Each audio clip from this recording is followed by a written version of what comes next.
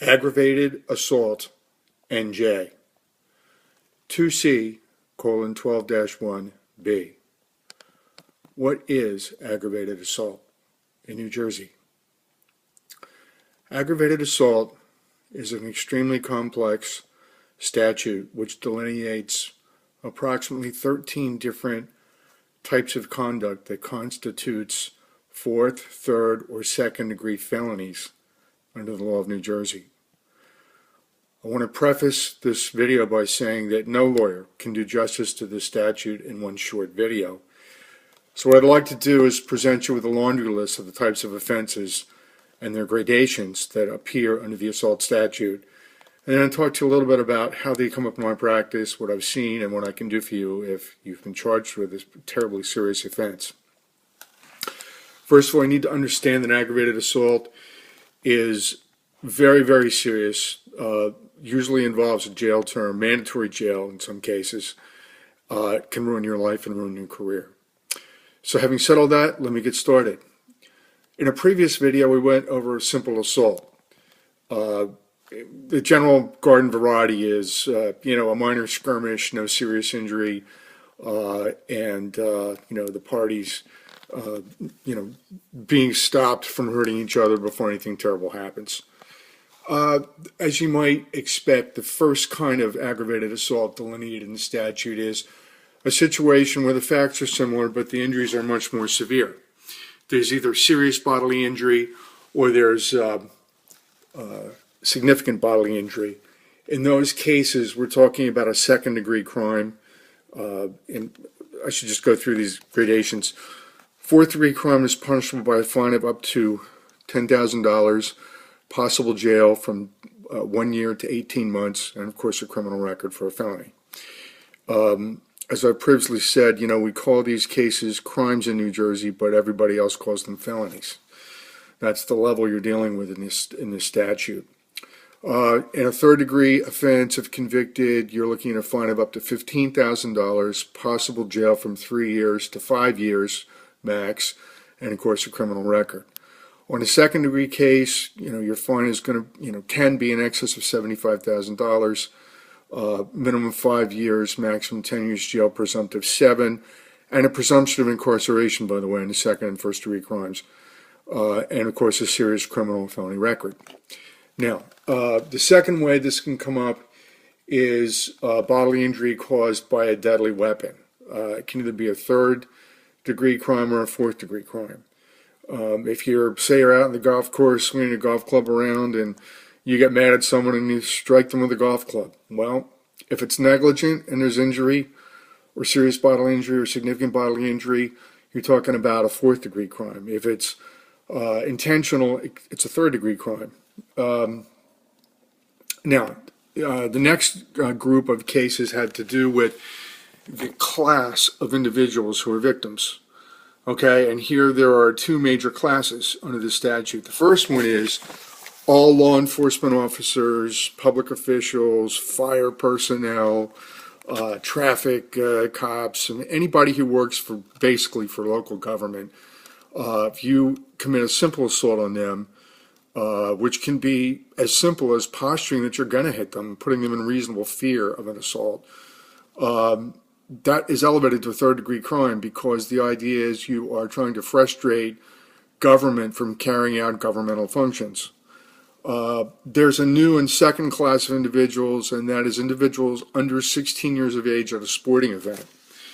Now, what that means is if you go to your son's soccer game and you get in a fight with someone and your son is under 16 or there are other children around that are under 16, that simple assault, which can just be, language or posturing like you're going to commit a battery, is elevated to a fourth-degree crime. Okay, that can be significant, and people don't see that one coming. Okay, another type of statute, part of the statute is pointing a firearm at a law enforcement officer, which is a third-degree crime. Pointing a firearm at any other person who's not a law enforcement officer is a fourth-degree crime. Pointing an imitation firearm at a law enforcement officer is a third-degree crime. That means a water gun, a BB gun, a fake gun. People don't realize that, but that is a criminal offense in the third degree. there's also these, laser beam type things designed to, at night, get a bead on a target, that kind of thing. You can't point that at a law enforcement officer. That is also a third-degree crime, aggravated assault. Okay, another one that you might expect is committing an assault or injury or serious injury or substantial injury to somebody while you are eluding or fleeing from a police officer for the commission of another offense. I mean, suppose, you rob a bank and you're driving away, trying to get away from the police, and someone gets in your way and you manage to injure them. Even if it's a hangnail, a very minor injury, this is a second-degree offense, punishable by a minimum of 5 years, maximum 10 years in prison. Here's one which I see a lot of my practice in conjunction with DWI, and that is the proverbial assault by auto. And the concept with this is, you're sloppy drunk, you're impaired, and you should know you're impaired, or you're under the influence of recreational drugs or serious opioid or benzodiazepine drugs, whether they're prescription or recreational, and you get behind the wheel of an auto, you operate that auto, and you cause a collision with serious injury or substantial bodily injury, that's an addition, and you're found guilty of the DWI. That is a third-degree offense, although it can be a fourth-degree offense, depending on the kind of injury the person has, and bodily injury, is substantiated. Anyway, so how do I see this coming up in my practice a lot, Mr. Gravatt? Well, most of the time what I see are people who either take a swing at police officers when they shouldn't, and they know they shouldn't, or I see the, driving under the influence of alcohol or drugs, causing an accident with personal injury, and then they get charged with a criminal assault by auto. Well, what can you do for me, Mr. Gravatt, if I retain you or pay you to represent me in these cases? Well, the answer is usually quite a bit. All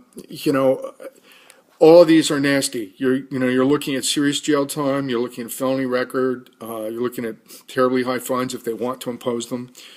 The situation is you need a lawyer who can do what's called damage control for you. I've been able to do that for most people. I've had quite a few of these cases. They all basically rest on their own individual unique facts, so that every case is just a little different. Let's face it, if you're committing an armed robbery and, you run somebody over, there's no sympathy. You're definitely doing jail time. The question is how much.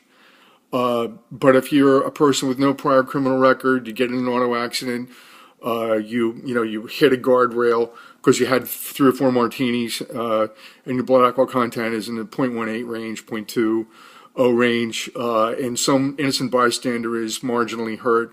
Okay, that's a situation where a lot can be done for you. Okay, you might even be able to get that criminal charge dismissed under certain circumstances. So if you or anybody you know is in one of these situations, been charged with this offense, it's extremely serious, you need a lawyer, even if it isn't me, but I hope it is. So if you want to give me a call, here's my information. Initial consultations are free, but of course I have to charge you if you want me to go to court and argue for you. Thank you. Have a nice day.